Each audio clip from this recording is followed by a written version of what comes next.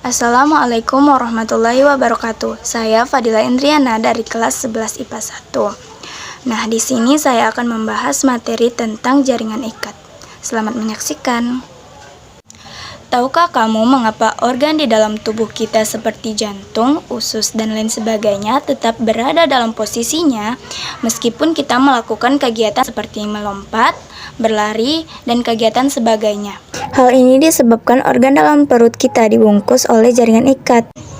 Kalian pasti bertanya-tanya, apa sih itu jaringan ikat, struktur, dan juga fungsinya bagi tubuh kita? Seperti namanya, jaringan ikat adalah jaringan penyokong dan jaringan pengikat antar jaringan atau antar organ. Jaringan ikat ini disusun oleh berbagai sel dan serabut atau serat. Lanjut, kita akan membahas jenis-jenis jaringan ikat.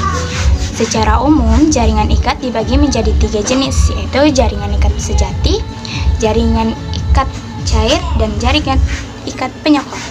Lanjut, jaringan ikat sejati dibagi menjadi 2 jenis lagi, yaitu jaringan ikat longgar dan jaringan ikat padat.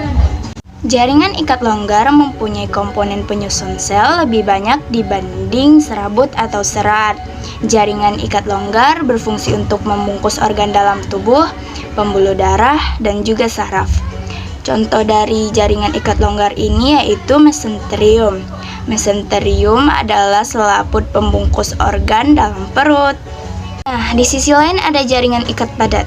Jaringan ikat padat merupakan jaringan ikat yang komponen penyusun selnya lebih sedikit daripada serabut atau seratnya.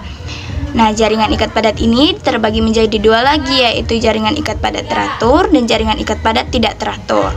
Jaringan ikat padat teratur contohnya tendon, penghubung antara tulang dengan otot, dan juga ligamen, penghubung antara tulang dengan tulang. Di sisi lain ada jaringan ikat padat tidak teratur, contohnya fascia, yaitu selaput pembungkus otot kita. Kita lanjut ke jaringan yang kedua, ada jaringan tulang keras, tersusun oleh sel osteosit yang terdiri dari tulang kompak dan tulang berongga, penghubung antara tulang dengan otot, dan juga ligamen, penghubung antara tulang dengan tulang. Di sisi lain ada jaringan ikat padat tidak teratur, contohnya fascia, yaitu selaput pembungkus otot kita. Kita lanjut ke jaringan ikat yang kedua, yaitu jaringan ikat cair. Berbeda dengan jaringan ikat padat, jaringan ikat cair terdiri atas jaringan darah dan limfa.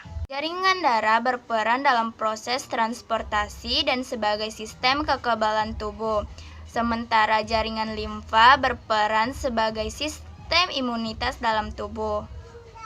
Kita lanjut ke jaringan ikat yang terakhir, yaitu jaringan ikat penyokong.